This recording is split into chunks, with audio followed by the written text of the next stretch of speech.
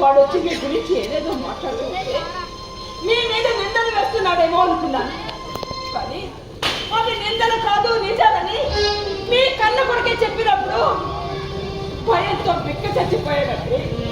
చెప్పండి, ఎందుకు చేశారు? నువ్వు నన్ను ప్రశ్నిస్తున్నావు? అంత గొప్పతనమైపోయావా? భర్త కాళ్ళ దగ్గర పడి ఉండే హక్కు మాత్రమే నీకుంది. భర్తను ప్రశ్నించే అర్హత నీకు లేదు. తప్పు చేసినప్పుడు ఎవరైనా అడుగుతారండి? అడగకూడదు, అడగకూడదు. ఆడదాన్ని అణిగి మణిగి పడి ఉండేదాన్ని విమానాలు ఎక్కుతున్నావు, అంతరిక్షాలకు వెళ్తున్నావు, ఉద్యోగాలు చేస్తున్నావు అని ఇలా గొప్ప ప్రదర్శించే ఏడదైనా మగవాడి మీద ఆధారపడవలసింది. నువ్వు అంతే. అయినా చెప్తున్నాను, కావాలని ఈ పెళ్లి చెడగొట్టాలని చూశాను. అవును, కావాలని చేస్తాను. రోజు వాడు కూతురు నా ఇంటి కోడలు చేయమని అడిగితే నీళ్ళందరూ ఇంటికి నా కూతురు కోడలుగా పంపించాలని నన్ను అవమానపరిచాడు. అందుకే వాడు కూతురు ఏంటికి కోడలు కాకూడదని నిర్ణయించుకుని ఈ పని చేశాను. వాడేదో అన్నాడని వాడి కూతురు జీవితాన్ని నాశనం చేయడానికి ప్రయత్నిస్తారా? ఏ న్యాయం అండి ఇది? ఇన్నాళ్ళు మమ్మల్ని ఏడిపిస్తున్నారు అనుకున్నాను, కానీ ఇలా అయిన వాళ్ళని బంధువుల్ని కూడా ఏడిపించే స్థాయికి దిగజారిపోయారు. వాళ్ళు బాగుంటేనే కదండి మనకి సాయం దొరికేది. వాళ్ళు పాడైపోవాలని కోరుకుంటే రేపు మన పాడైపోయడానికి కూడా ఎవరు రారు. అరంగంలో జనానందంలో పడినట్టు చెడు తలంపు ఉన్న ఈయన గారు ఇంట్లో మనుషులే కాదు బయట వ్యక్తులు కూడా ఉన్నాడు. కొన్నాళ్ళకి మన ఇంటి ముందు ఉండేవారే మన ఇంటి మీద రాళ్ళు చూస్తారమ్మా. భవిష్యత్తు చెప్తున్నావా? కాదు, ఆ భవిష్యత్తు ఎంత దరిద్రంగా ఉందో చెప్తున్నాను.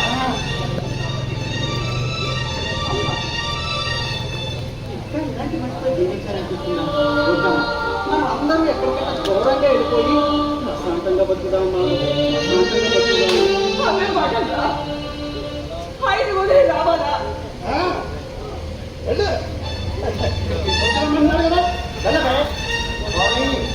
కానీ వెళ్ళే ముందు ఈ మొగుడు చచ్చాడనుకుని యమతాళంతో వెళ్ళవే.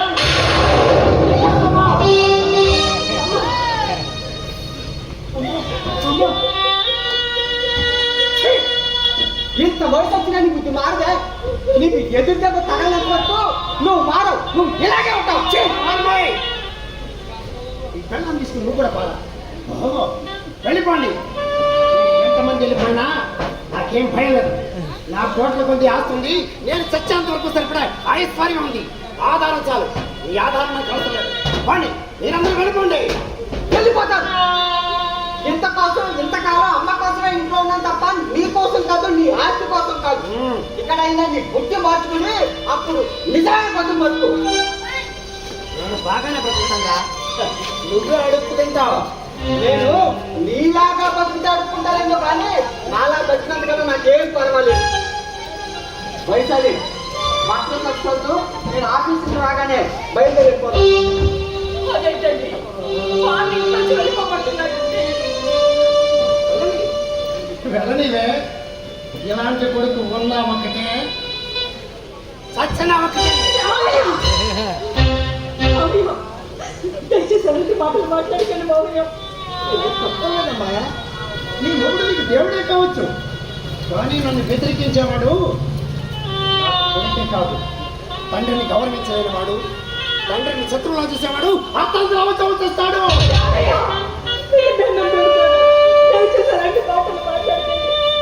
మీకు ఇష్టం లేకపోతే మీకు దూరంగా వెళ్ళిపోయి జీవితంలో మీ నీడ కూడా తాకినంత దూరంగా వెళ్ళిపోయి మీరు నా శాపనార్థాలు పెట్టుకుని వింటుంటేనే నా గుండె పగిలిపోతుంది.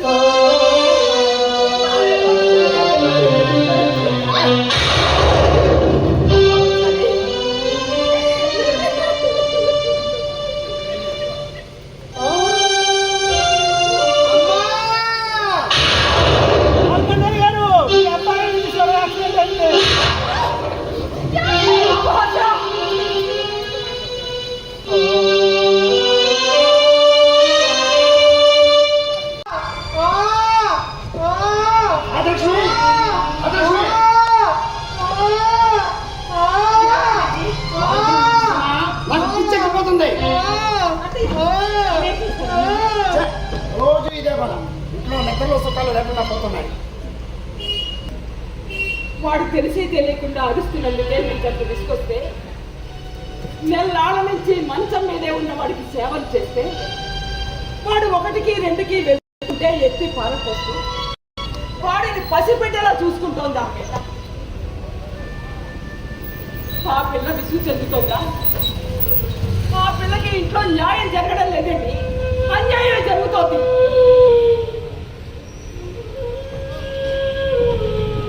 అమ్మ వైశాలి, ఆ బట్టలే ఉతుకుతాను అమ్మా.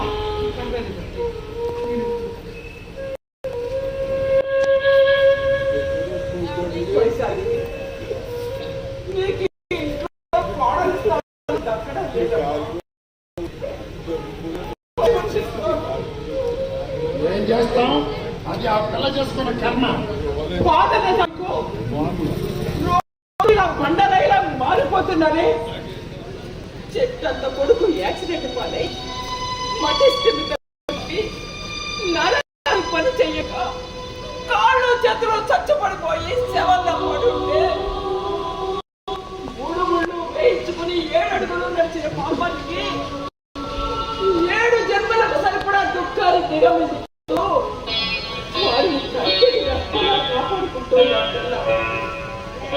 అలాంటి ఆ పిల్ల మీద జాలి చూపించడం మానేసి కల్పన గ్రహచారాలు సంపెట్టకుంటున్నట్టు మాటలు మాట్లాడుతున్నారు మీరు. కొడుకులా అయ్యిందన్న బాధ లేదు, కోడలు అన్యాయం జరిగిందన్న ఆలోచన లేదు. ఎవరేమైపోతే మీకే, మీరు తింటే చాలు, మీరు ఉంటే చాలు. ఈరోజు నాకు కొంచెం నీరసంగా ఉంది, సాయం చేస్తాను. పదమ్మా.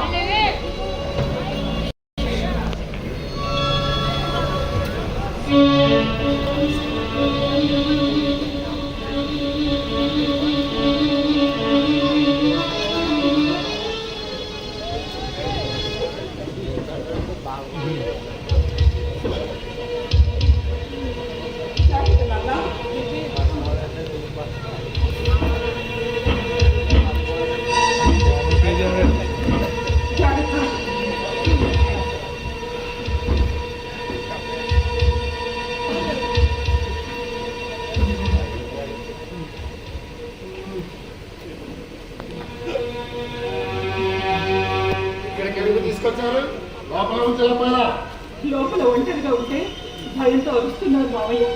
ఇక్కడైతే మనం ఎవరో ఒకరిని కనిపిస్తూ ఉంటామని. అవునండి, కనిపించినట్టే కనిపిస్తాం కానీ సేవలు చేయడం అంటే మాత్రం మా వల్ల అవుతుందా? నేను బయటకు వెళ్ళొస్తాను, రావడానికి కొంచెం ఆలస్యం అవ్వచ్చు. అప్పటి వరకు మీ అబ్బాయిని జాగ్రత్తగా చూసుకుంటే అలాగే నేను చూసుకుంటాను. ఇప్పుడు బయటికి వెళ్ళవలసిన అవసరం ఏమొచ్చిందో? ఇప్పుడు అవసరమే వచ్చింది మామయ్య. బయటికి వెళ్ళి ఆలస్యం అవుతుందన్న పెద్ద అవసరం ఏమిటో తెలుసుకోవచ్చా? చెప్పకూడని అవసరమా లేక చెప్పకూడని రహస్యమా?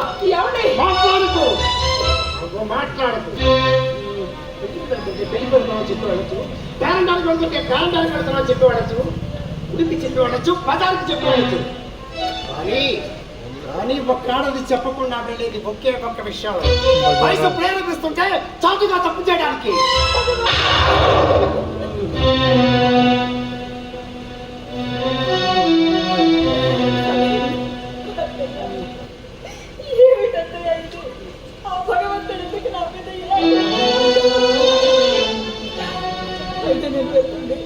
ఏ తప్పు చేయడానికి వర్షం చేయించుకోవడానికి అదేంటమ్మా అలాంటి నిర్ణయం తీసుకున్నావేంటి?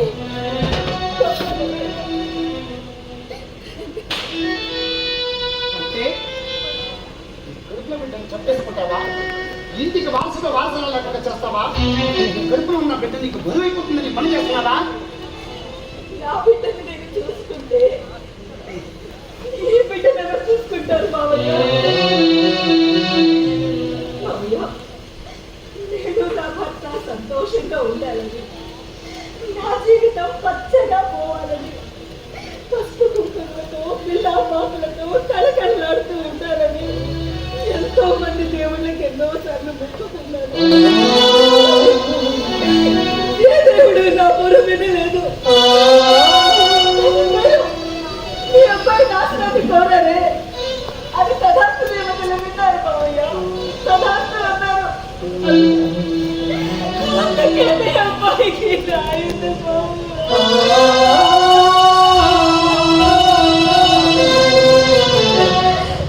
ఊరుకోకండి.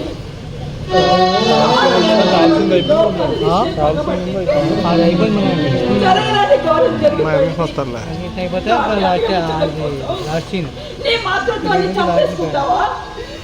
ఏం చేయమంటారు అత్తయ్య? మామయ్య గారు అన్నారు కదా, ఆయనని చూసుకోవడం ఎవరి వల్ల అవుతుంది, నా వల్ల కాదు అని. ఎవరి వల్ల కాకపోతే ఆయనని నేనైనా చూసుకోవాలి కదా అత్తయ్య. ఒక్కదాన్ని, నేను ఒక్కదాన్ని. కడుపులో ఉన్న ఈ బిడ్డ బరువు, జీవచ్చవల్లా మారిపోయిన ఈ బిడ్డ బరువు, నేను ఒక్కదాన్ని ఎలా మోయగలను అత్తయ్య?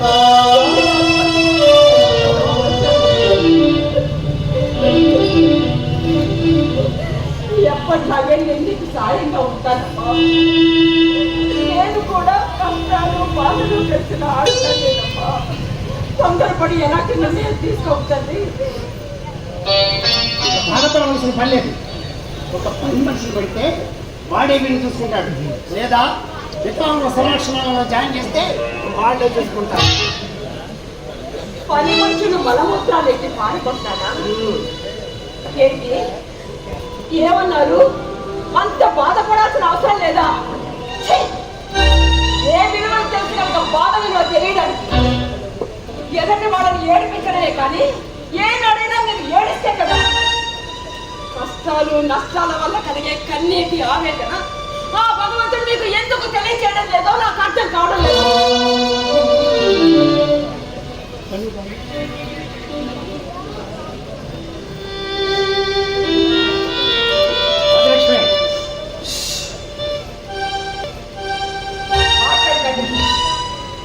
నా కొడుకు ఉనికి పట్టాడు.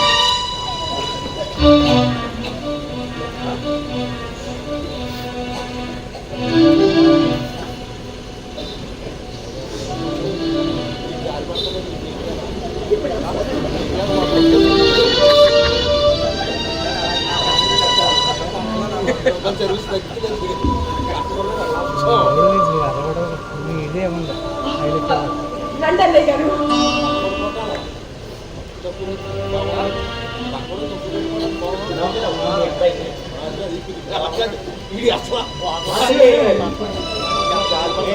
మీ అబ్బాయికి ఏ జర్మనీ డాక్టర్కో జపాన్ డాక్టర్కో చూపించలేకపోయారు. మాట్లాడలేటండి మీరు గొప్ప వాళ్ళు, గొప్ప గొప్ప మాటలు మాట్లాడతారే, గొప్ప డాక్టర్కి చూపిస్తే నవ్వైపోతుంది కదా. అదే కన్నయ్య గారు, మీ అబ్బాయి అంటూ వేరు చేసి మాట్లాడుతున్నారు. వాడు మీ అల్లుడు కాదా? కాదమ్మా, మీరెవరో కూడా నాకు తెలియదు. మా అమ్మాయి ఇంటి పలకరింపుకి వచ్చిందంటే తీసుకెళ్తాను వచ్చాను.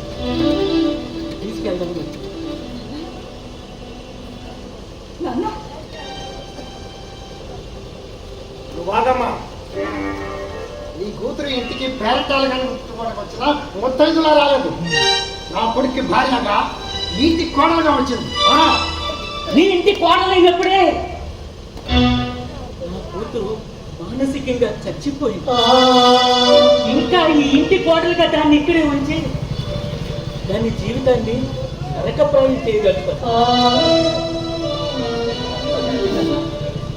మాట్లాడుతున్నారు అమ్మ వయసారు ఇంటి దగ్గర అమ్మ గుండె పగిలే ఏడుస్తుంది.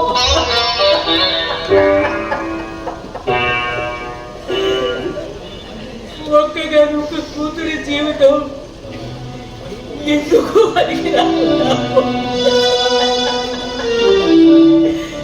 నేలను తలపాదు.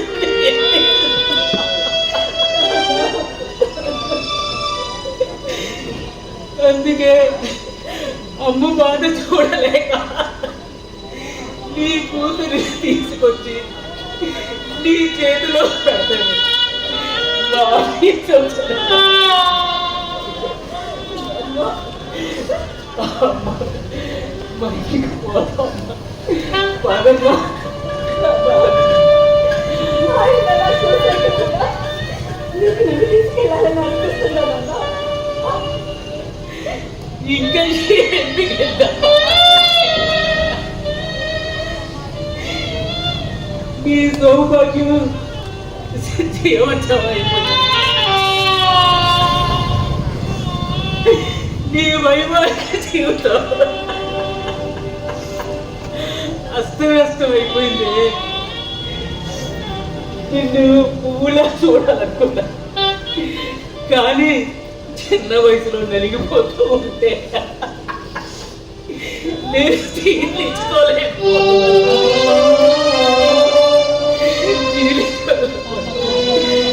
అందుకే ఈ నరకం నుంచి నిన్ను తీసేద్దాం. ఏం చేస్తానన్నా?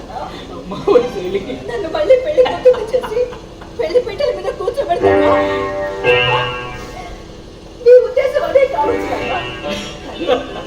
పెళ్లి అనేది ఫ్యాంటసీ కాదు కదా, యథార్థం. నువ్వు ముందు చూసి 7 అడుగులు నడిచి ఏ జట్టు కూడా విడిపోవాలని కోరుకోదు. ఎందుకంటే 3 అడుగుల బంధం, 3 ముళ్ళు 7 అడుగుల బంధం, ఆ బ్రహ్మ వేసిన ముడి కంటే దాన్ని విడదీయడం మనుషులకి ఎవరికీ సాధ్యం కాదు.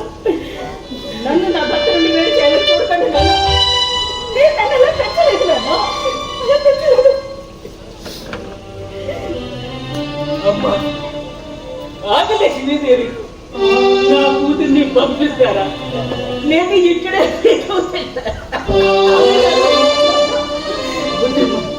వద్దు, ఆ వార్తలు వద్దు. నా కూతుర్ని నేను తీసుకెళ్తాను. వదిలి మన ఇంటికి వెళ్దాము. అమ్మా, అమ్మా. ఎవరు నువ్వు? ఎవరు నువ్వు? నీకు ఈ ఇంటికి ఏంటి సమయం? ఎవరి అయినా పరిచయం లేని వాళ్ళందరూ మన ఇంటికి ఎందుకు వస్తున్నారు? ముందు మీరు బయటకు వెళ్ళండి. వెళ్ళండి.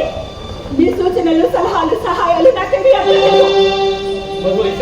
సలహా ఇవ్వడానికి కొండంత అంటే మా మామగారు ఉన్నారు, దేవత లాంటి మా అత్తగారు ఉన్నారు. సహాయ సహవాసాలు ఎవరికి అక్కర్లేదు. వెళ్ళండి, ముందు బయటికి వెళ్ళండి.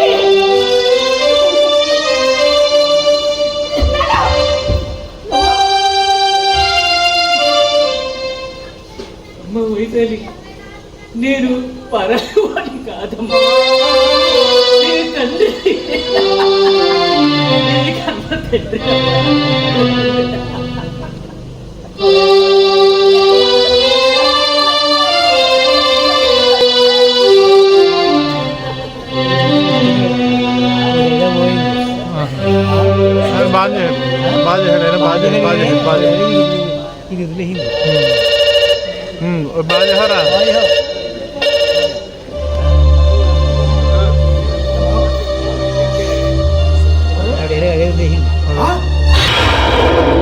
మనం పూర్తిగా వాడిపోయామా?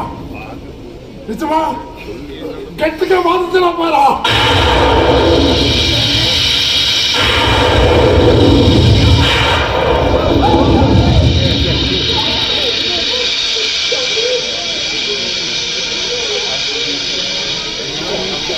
రండి.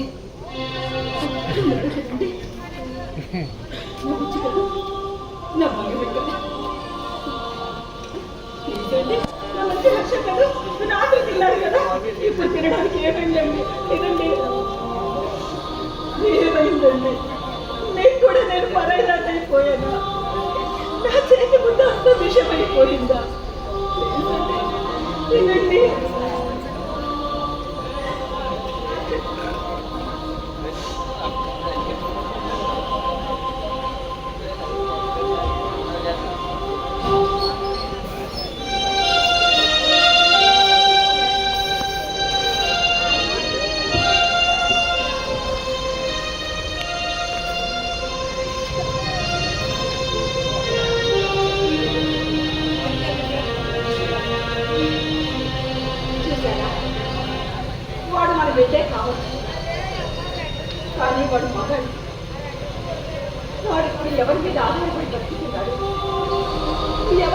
కాళ్ళతో బతుకుతున్నాడు, భార్య అనబడే ఆడపిల్ల సేవతో మీరు ఆడవాళ్ళని చాలా సులభం చేసి మాట్లాడతారు కదా. అటువంటి ఆడపిల్ల ఏ స్థానంలో ఉందో తెలియడానికి ఈ ఒక్క సంఘటన చాలు. ప్రాబ్లం ఏమీ లేదు కదా. మామగారు ఇంటెన్సివ్ కేర్లో ఉన్నారని తెలిసి నేను చాలా భయపడిపోయినట్టుగా. ఇంట్లో ఉన్నా ఇంటెన్సివ్ కేర్లో ఉందంటేనమ్మా. హార్ట్ అటాక్ ఫస్ట్ టైం వచ్చింది. ప్రస్తుతానికి గంట గడిచినట్టే. మళ్ళీ కోపం వచ్చే అవకాశం ఉంది కదా.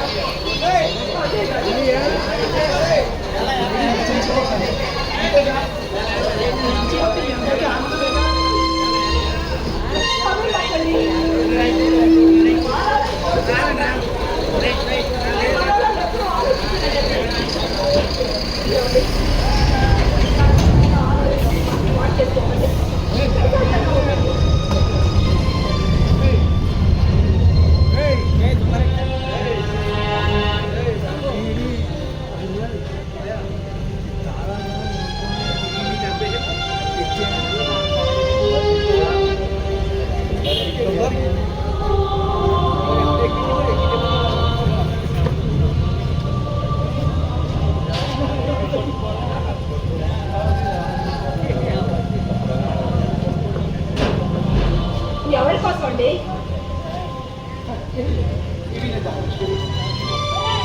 మన ఇంటికి ఎవరైనా వస్తున్నారేమో అని చూస్తున్నారు కదా. ఎవరు రారండి. జబ్బు పడ్డ మనిషిని చూడడానికి వెళ్ళాలి అన్న సంస్కారం అవతల పడకుండా గర్వంతో పెట్టడిపోతున్న అహంకారం ఈ ఇంటికి ఎవరిని రానివ్వడం లేదు. లేదండి, వాస్తవాన్ని చెప్తున్నాను. అమ్మా, అన్నం తిన్నాడా? లేదంటే రాత్రి బాగానే తిన్నారు. ఇప్పుడు ఎంత బట్టి బాగా తినడం లేదు. 10 రోజుల నుంచి హాస్పిటల్లో ఉండిపోవడంతో వారి గురించి ఆలోచించలేకపోయాను. తినడం లేదయ్యా. నేను తినిపిస్తాను.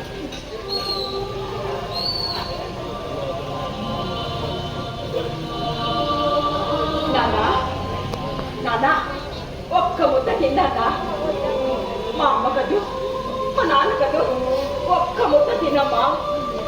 తినకపోతే నీరసం వస్తుందిరా. ఒక్క ముద్ద తినరా. అమ్మ వయసని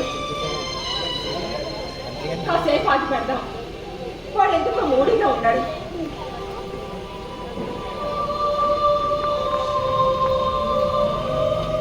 ఎవరి మీకు జావ కట్టి తీసుకొస్తాను. మీరు కదలకుండా ఇక్కడే కూర్చోండి. ఎక్కడికి కదలకండి.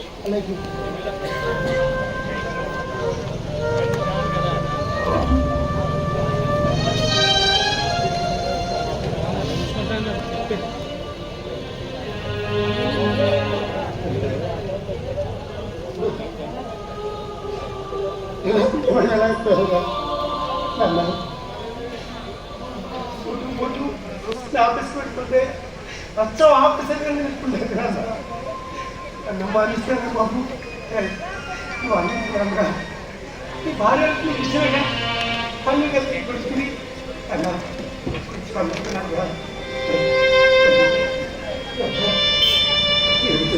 అన్నం పెడతాను. తప్పకుండా తింటావు కదా.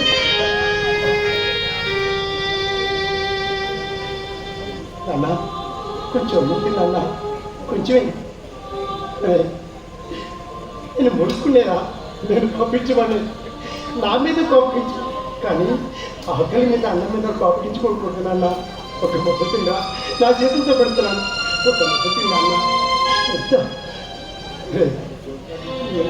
ముద్ద మానేస్తే నువ్వు నన్ను ఇంకా ద్వేషిస్తున్నట్లు నాకు అనిపిస్తుంది అన్నా. కొంచెం తిన్నా, కొంచెమేనా, కొంచెమే, కొంచెమేనా.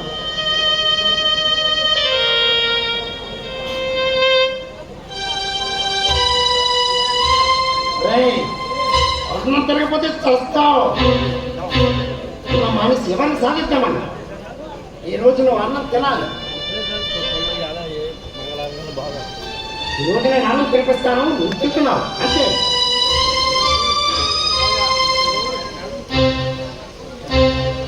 అన్నం తింటావా లేక ఈ కళ్ళతో దెబ్బలు తింటావా? తిను తినరా తిను. తిను. తిను.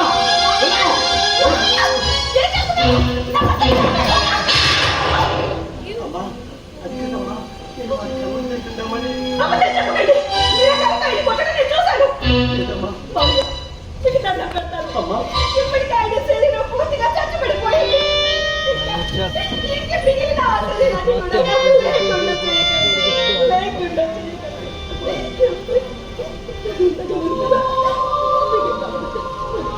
మానరా మీరు? మీ గుండె కూడా మిమ్మల్ని వ్యతిరేకిస్తూ ఆగిపోవాలనుకుంటుంది. అయినా మీరు మారలేదు. మాట్లాడకండి.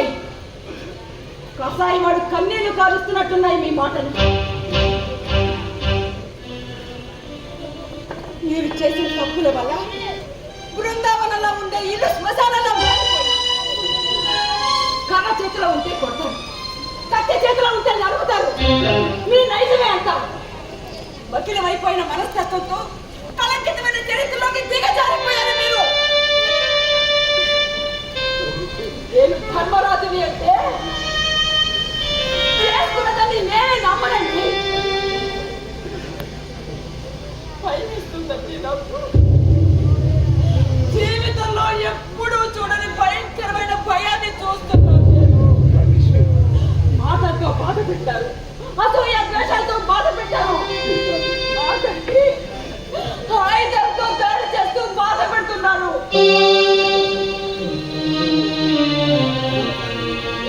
మీ నరాల్లో మమకారం కనిపించడం, మీ రక్తంలో ఆప్యాయత ప్రవహించడం లేదు.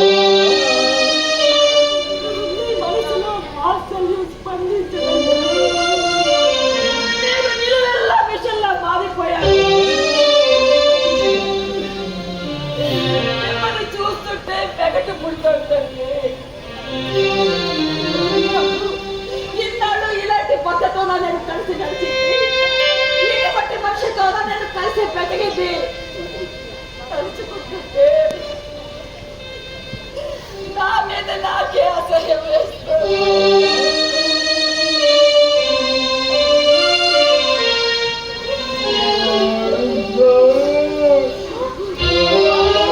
నాకేమి చెప్పకండి. మీరు బతికున్నారు అన్న నిజం కన్నా మీరు లేరు అన్న అబద్ధంలోనే నాకు మనశ్శాంతి కొడుతుంది. అత్తయ్య, అత్తయ్య, ఇది మాట్లాడుతున్నారు అత్తయ్య. మాట్లాడేస్తున్నట్టున్నారు అత్తయ్య.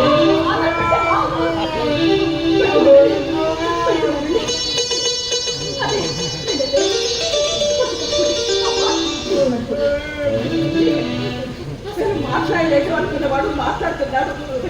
వాడి కాళ్ళు చేతులు కూడా ఏదో ఒక రోజు వచ్చేస్తాయమ్మా.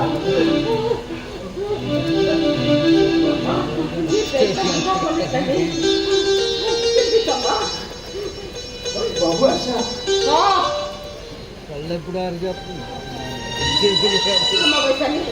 లోపలికి తీసుకెళ్ళి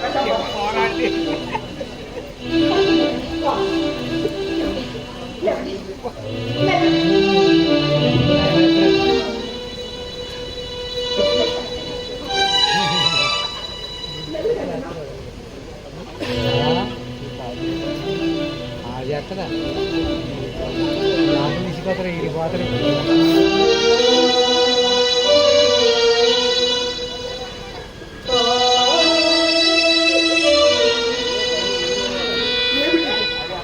నేను మంచిగా మారానన్నా నమ్ముతూ దాన్ని అందరూ చెడ్డవాడిగానే చూస్తున్నారు.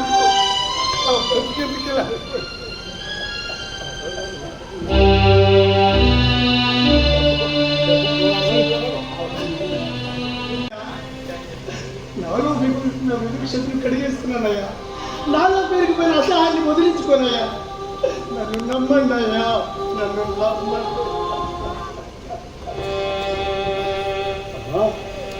పైసలు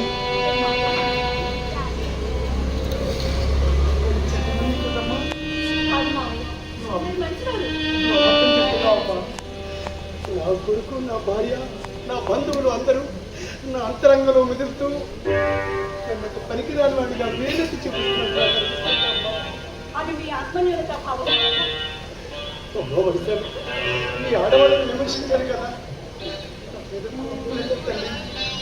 మీకు జన్మనిచ్చిన ఆడది కూడా, మీకు జన్మనిచ్చిన అమ్మ కూడా ఒక స్త్రీ, ఒక ఆడదే అన్న విషయం మీరు మర్చిపోయారని జాలిపడ్డాను మావయ్య.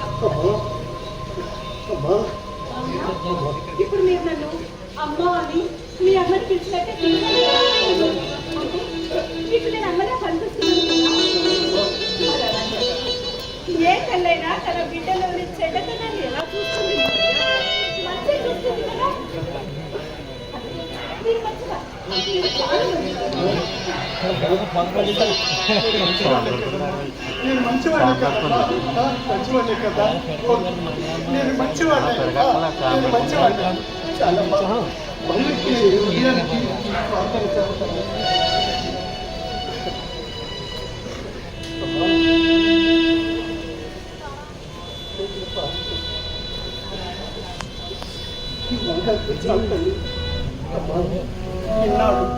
ఇన్నాళ్ళు నాలో పేరుకుపోయిన విపరీత వైద్యాన్ని భరిస్తూ, నాలో ఉన్న వికృత చర్యల్ని సహిస్తూ నాలో మార్పు రావాలని కోరుకున్నా. మీ అందరికీ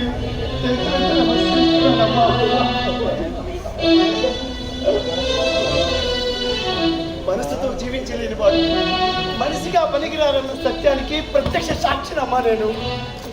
మానవి కోణాన్ని స్పృశించకుండా మూర్ఖంగా బ్రతికేవాడు జనం మధ్య తిరిగి అర్హతలు కోల్పోతాడమ్మా. అలాంటి వాడిని తల్లి అమ్మా, వైశాలి నన్ను క్షమించమ్మా.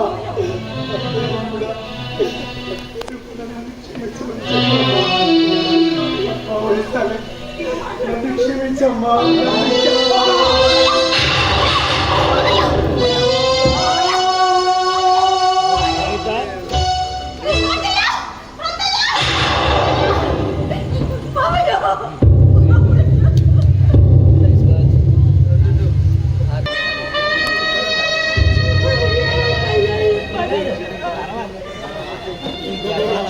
కొడుకు చూస్తే అలా ఉన్నాడు, బంధువులు చూస్తే పట్టించుకోవాలి, తన కొరివి పెట్టి నిప్పు లేకుండా పోయింది. మంచిగా ఉండండి, మంచిగా మసులుకోండి అని ఎన్నిసార్లు చెప్పినా వినిపించుకోలేదు. ఇప్పుడు నేనేం చెయ్యాలి?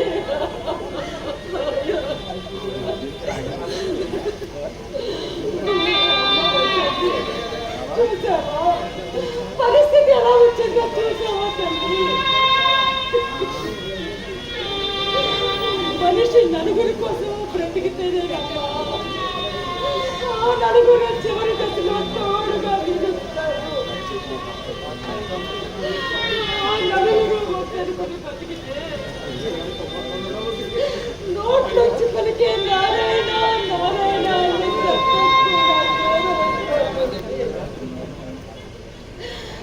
ఈ కర్మ భగవానికి కూడా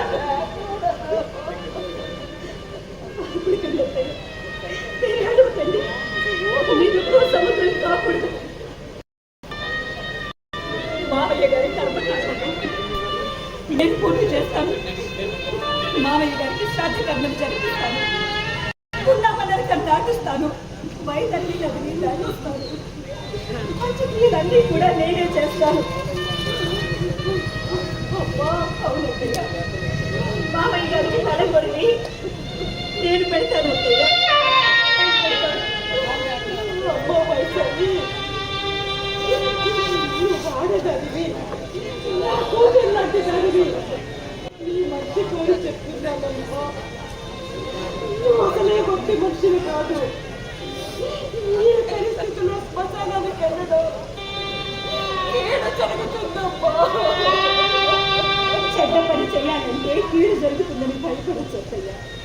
చేసేది మర్చిపోయినప్పుడు ఆలోచించకూడదు. జన్మ గొప్పదైనప్పుడు మరణం కూడా గొప్పదే. జన్మకి సంబరాలు చేసుకుని చావుకి చాటు అర్థాలు చెడు అర్థాలు తీయడం ఎంతవరకు సబబు అత్తయ్యా? జన్మనిచ్చినందుకు పండుగలు చేసుకున్నప్పుడు చావు కూడా అంతే మర్యాదగా వీడ్కొని పలకాలి కదా అత్తయ్య. నేను చేస్తుంది కూడా అదే అత్తయ్య. నేను చేస్తుంది మంచి పని అయినప్పుడు నా పండుగను ఆచరిస్తాను అత్తయ్య, ఆచరిస్తాను. మీరేం బాధపడకండి.